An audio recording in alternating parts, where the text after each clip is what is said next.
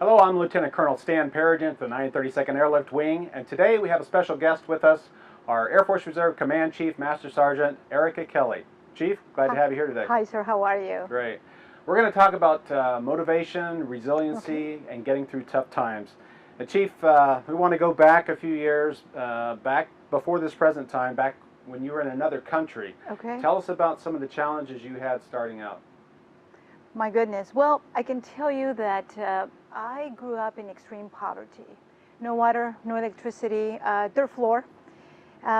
Food, I think once in a while. I was already 13, I think, when I first had an orange, a grape.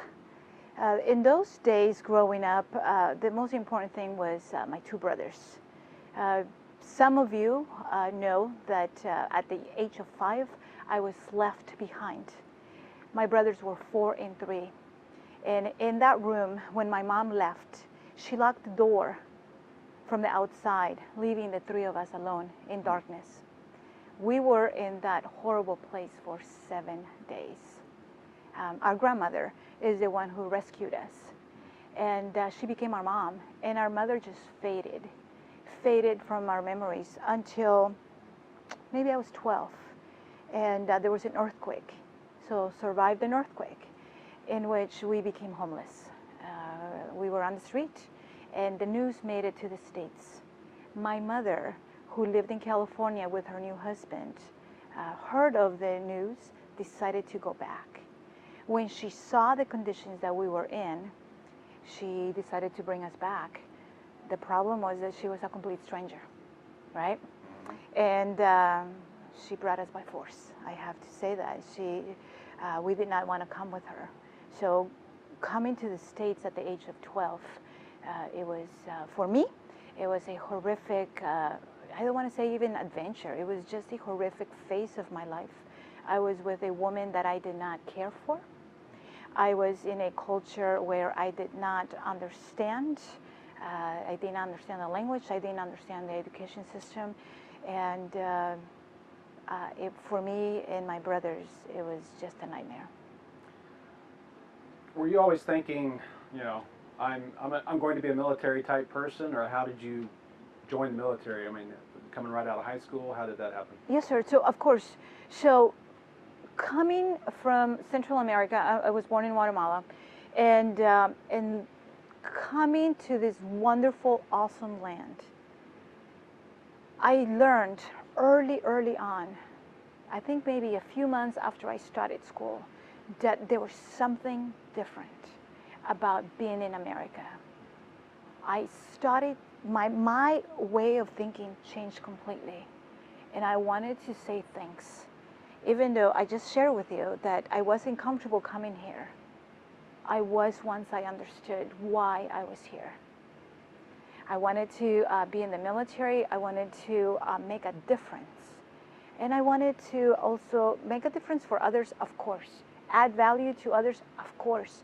But I also, early on, I was 12, 13, when I made the decision that I wanted to be in the military. I wanted to make a difference for me. I needed to know that I had to change whatever demons I was fighting inside before I could add value to someone else. And somehow, I knew that the military was the answer. Well, you served in aeromedical and flew on a plane just like this, I a did. C-130. Yes. Great memories there, I'm sure. We've all done that. Yes, sir. But what have you done during those times that you just hit the wall physically and mentally, taking care of patients, flying in and out on an airplane? How did you deal with that? So I can tell you that the medical community is one of those communities that struggles the most, my opinion, struggles the most to say we need help.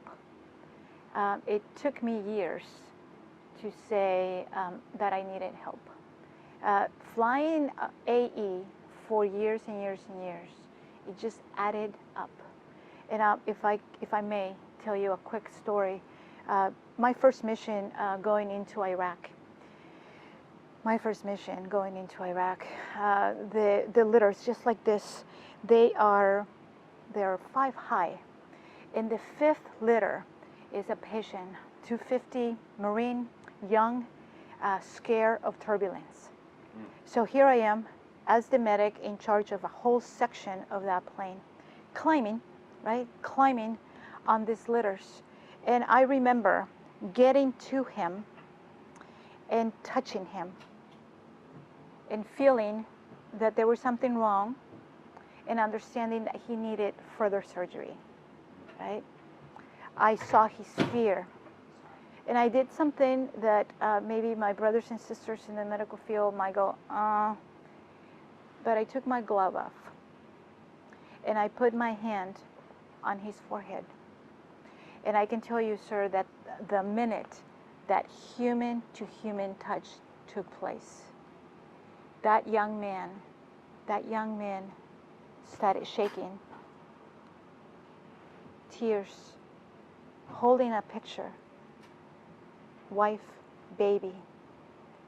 And I realized, my gosh, you know how we talk about serving something bigger than us?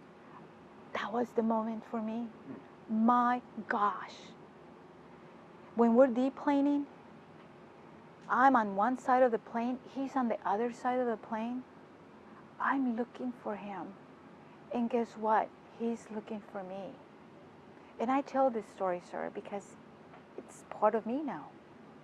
He finds me and he gives me the, hey, you know, that's Marine, you know, that's a Marine saying thanks. Right. And then I see him back and I go, hey, because that's an airman saying back to him, you're welcome. That is something that's going to stay with me forever. So how has the Air Force Reserve paid dividends in your life? Oh my gosh. Oh my gosh. So that is the perfect question. Because I am so committed to this awesome Air Force. I'm committed to the military, but I'm committed to the United States, right? I'm committed to understanding that the gift, it's a gift. The gift of me wearing this uniform, it's an honor. So the Air Force has fed me goodness.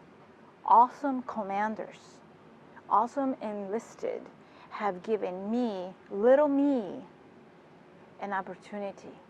That's all I was asking for, remember? That's all I've been asking for my whole life. Someone please give me a little bit of value. Someone please give me an opportunity, because if you give me an opportunity, sir, I will showcase and I will give you my 100%. So I'm hearing a lot of gratefulness in what you're talking about. Absolutely. And the hard experiences that you've been through. We know that we've seen a lot of suicides in the military across all the services. Yes. How would you tell an airman who's having trouble right now, how would you tell him to think beyond the problems of right now, to get past it, and to succeed in the future and do better? So suicide breaks me. Breaks me as an airman, breaks me as a person. Because I get all the reports, sir. It's not the reports of us reservists. I get the reports for the whole Air Force. And sometimes when I'm at the Pentagon, I get the reports of all the branches of the military. I have good friends that talk about the 22 suicides a day that we deal with. So if you were an airman in front of me that was thinking of committing suicide or making a decision like that, I would beg and I would ask and I would just let me hold your hand. Let me hold your hand, because you're not alone. Let me hold your hand. I don't have to preach. I don't have to lecture. Just let me stand and sit next to you. And let's go through the storm together. So what I would ask any airman is to trust me. Trust me that I got you. Trust me that we're going to do this together.